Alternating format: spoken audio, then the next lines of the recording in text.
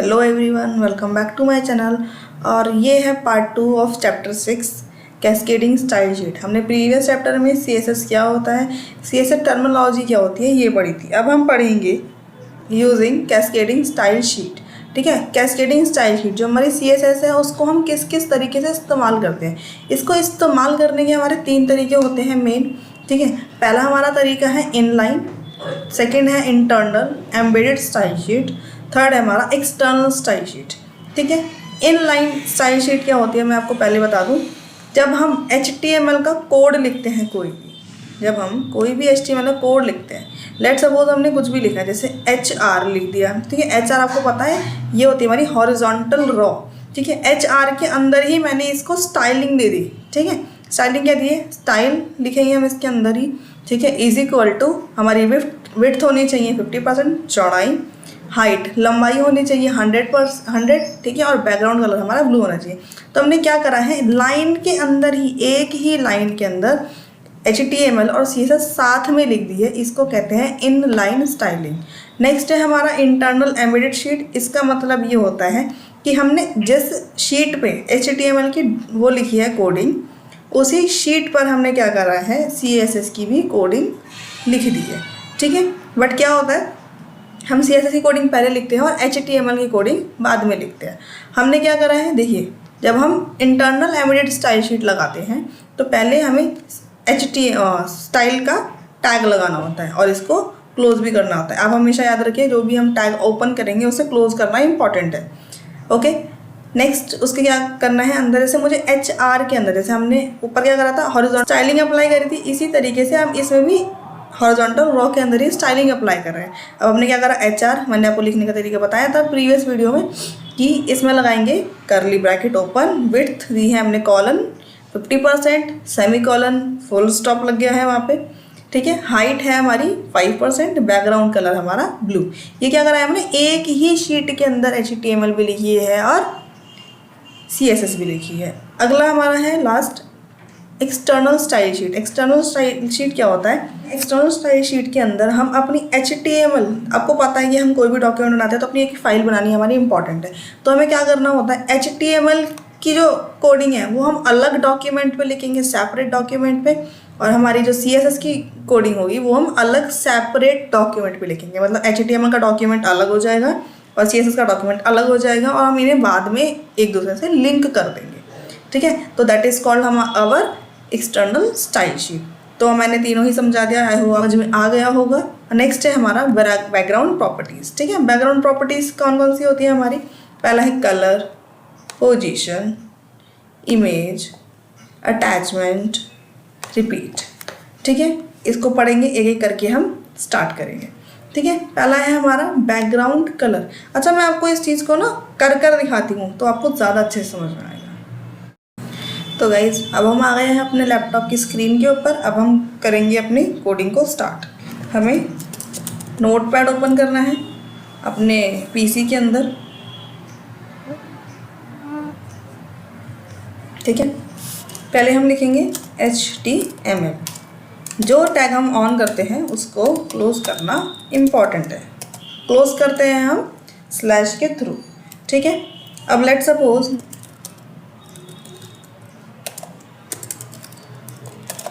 Title देंगे file. Next हम क्या देंगे, बॉडी। बॉडी क्या होती है, जिसके अंदर हम पूरा मेन कंटेंट लिखते हैं। अब बॉडी को क्लोज करेंगे। अब आएगी हमारी हेडिंग जो है हमारी H1। ठीक है, H1 के अंदर इसे लिखते हैं कैस्केडिंग स्टाइल शीट। हमने H1 को भी क्लोज कर दिया। ठीक है, पैराग्राफ लिखते हैं कुछ।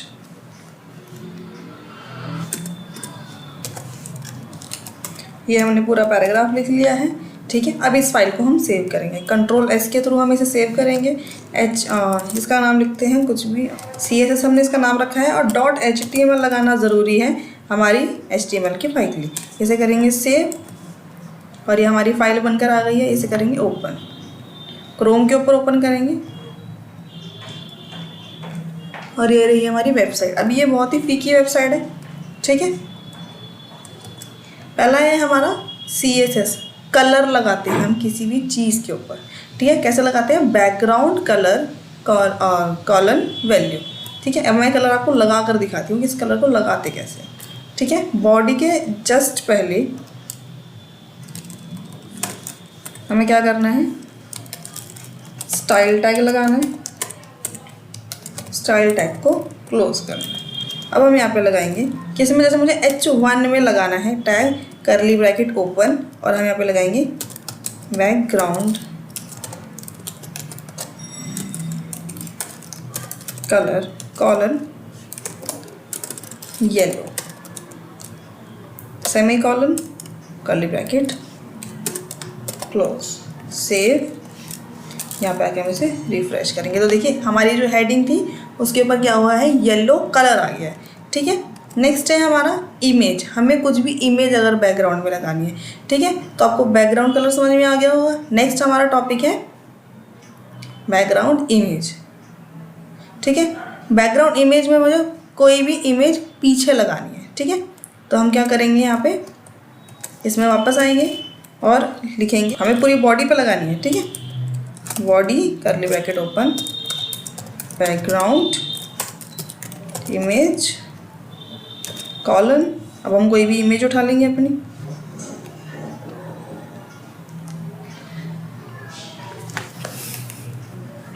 जैसे ये हमारी इमेज है तो इमेज का ये रहा लिंक, इसे करेंगे कॉपी और वापस से इसमें आके यहाँ पे पेस्ट कर देंगे, और कॉलन और करली bracket,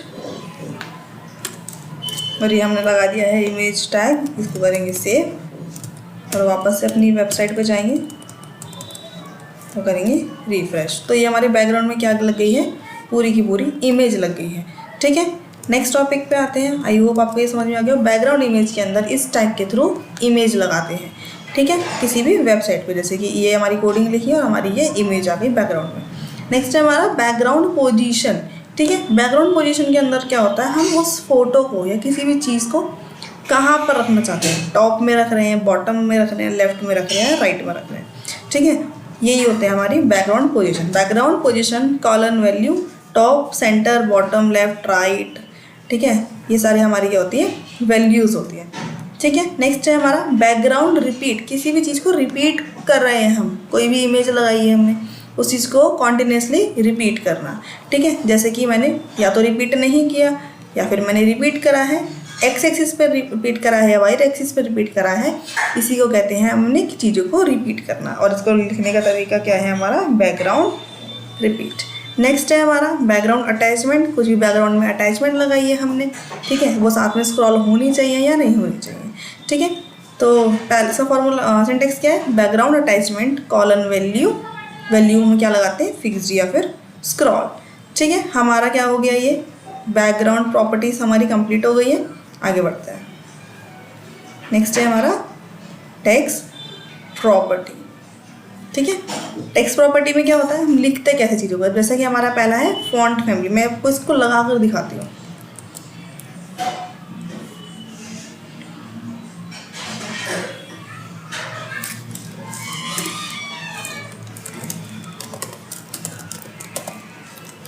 H1 font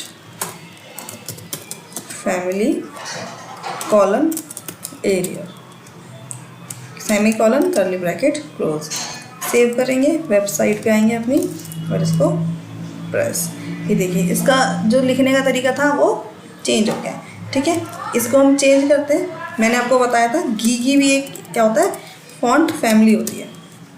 save, refresh. ये हमारी गीगी फॉन्ट स्टाइल है, ठीक है। इसे कहते हैं फॉन्ट फैमिली, लिखने का तरीका चीज़ों का, ठीक है। नेक्स्ट है हमारा फॉन्ट साइज़, कि मैं फॉन्ट साइज़ क्या रखना चाहती हूँ, कितना बड़ा रखना चाहती हूँ, कितना छोटा। तो मैं आपको इसको रख के दिखाती हूँ।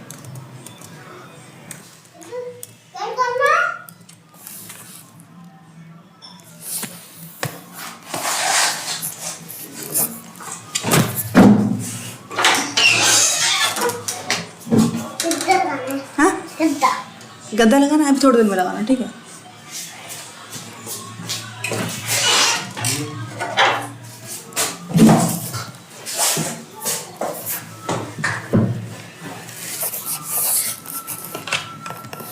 P, फिर यहाँ लिखेंगे फॉन्ट साइज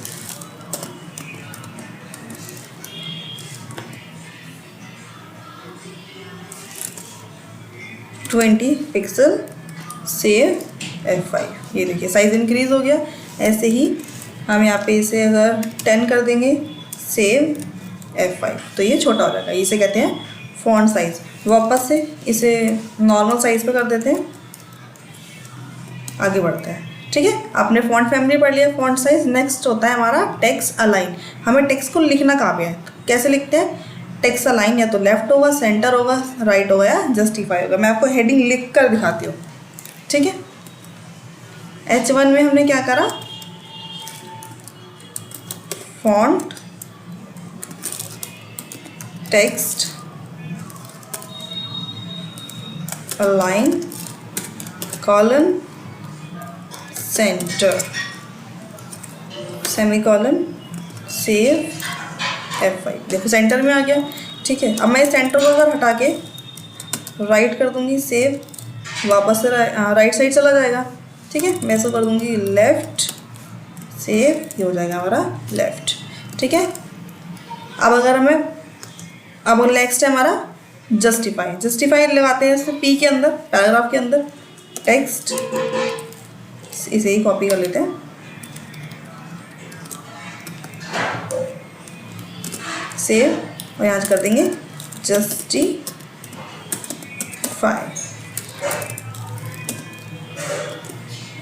सेव कर दिया हमने इसे।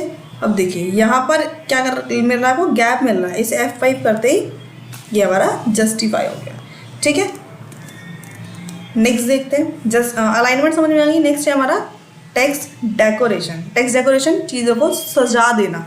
ठीक है, हेडिंग पर लगाते हैं टेक्स्ट डेकोरेशन। हमने लिखा है यहाँ पे टेक्स्ट डेकोरेशन, यहाँ पे लगाएंगे under line semicolon, save, refresh. देखिए अंडरलाइन आ गई इसके नीचे। ठीक है, वापस से जाएंगे, इसको हटा के हम करते हैं over line, save it, F5। ये हमारी इसके ऊपर लाइन आ गई। ये होता है हमारा डेकोरेशन। ठीक है, नेक्स्ट है हमारा टेक्स्ट ट्रांसफॉर्म।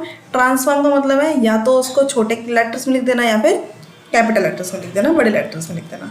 ठीक है, अब हम इसमें वापस इसको फॉन्ट फैमिली को हटाते हैं ताकि हमें अच्छे से क्लियर दिखाई दे जाए चीज़ें।